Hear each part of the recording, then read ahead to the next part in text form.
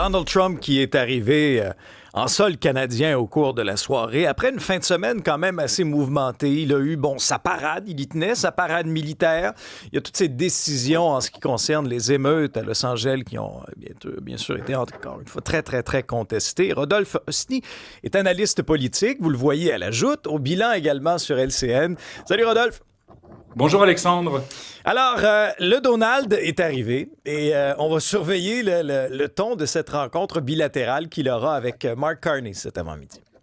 Oui, selon l'itinéraire, il devrait rencontrer le premier ministre Mark Carney pour cette première rencontre en sol canadien autour de 9 heures ce matin. On sait à quel point la discussion sur les tarifs est un élément crucial de la relation Canada-États-Unis. On se souvient par exemple que M. Carney n'a pas fait de représailles concernant les tarifs sur l'acier et l'aluminium qui ont été augmentés. Donc, on va voir ça va être quoi la dynamique. On sait aussi que depuis plusieurs semaines, il y a des informations qui circulent, qu'il y a des discussions entre la Maison-Blanche et le bureau du premier ministre. On parle de sécurité, on parle d'économie, mais il y a eu très, très peu de détails. Donc, on va voir exactement c'est quoi la dynamique et est-ce qu'il y aura une annonce, est-ce qu'il y aura des résultats, est-ce qu'il y aura quelque chose pour le Canada? Parce que malgré le fait que le premier ministre essaye de baisser les attentes, nous, en tant que Canadiens, on a envie de savoir qu'est-ce qui va se passer et est-ce que la relation Canada-États-Unis va bénéficier d'un certain avantage. Donc, on va voir ces prochains jours. Quand on est l'hôte du sommet, on peut des fois se permettre de pousser un peu pour avoir un peu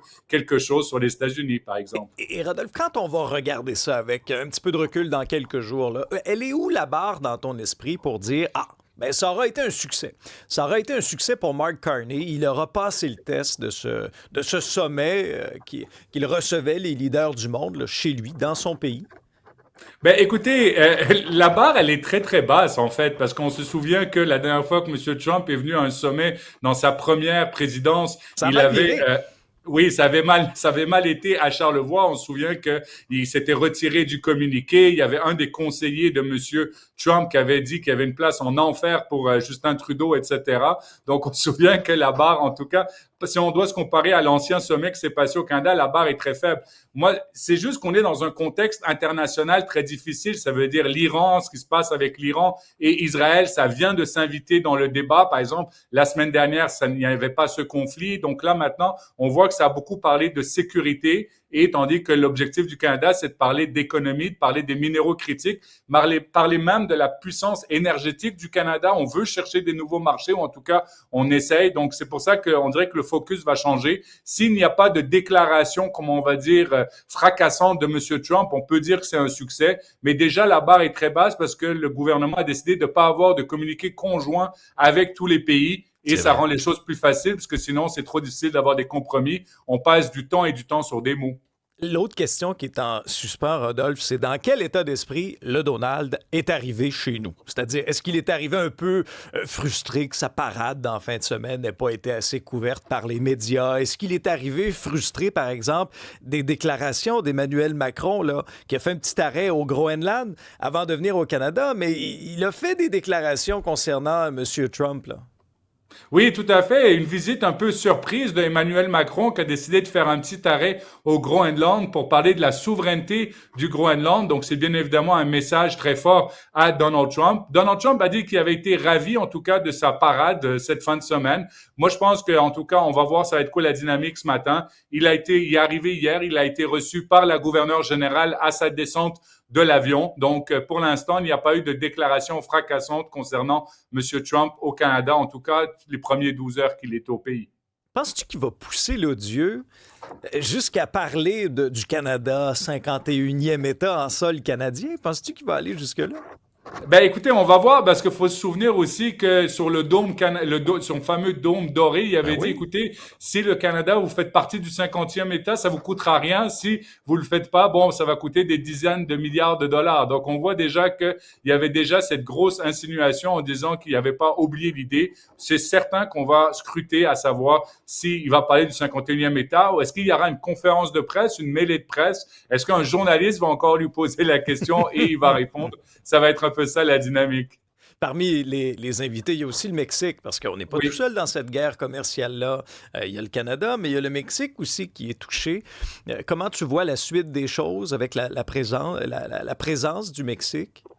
Oui, moi en tout cas, selon mon analyse, c'est vraiment le Mexique que je regarde vraiment parce que ça va être le premier face-à-face avec la présidente du Mexique, Claudia Sheinbaum. On sait qu'on doit renégocier le fameux ALENA-CUSMA en 2026. On ne connaît pas encore quelle est la stratégie avec le Mexique. Est-ce que le Canada et le Mexique vont faire front commun avec les États-Unis? Est-ce que le Mexique négocie aussi avec les États-Unis en bilatéral? Donc, c'est toute une relation, je pense qu'il faut définir. On sait qu'il y a déjà eu des appels entre M. Carney et la présidence. Moi, je pense que c'était un beau geste, en tout cas, du premier ministre Carney d'inviter la présidente du Mexique, mais on va voir s'il va y avoir une dynamique et une sorte d'alliance, parce qu'il ne faut pas oublier qu'il y a certains premiers ministres qui avaient dit, il faut qu'on renégocie, par exemple, sans le Mexique, parce que ce n'est pas les mêmes enjeux, par exemple, sur la frontière ou la sécurité. Donc, moi, j'ai vraiment envie de savoir cette relation, quelles vont être les déclarations qu'il y aura entre le Canada et le Mexique, par exemple. Pendant ce temps-là, chez nous, on a un nouveau chef au Parti libéral du Québec. C'est Pablo Rodriguez, mais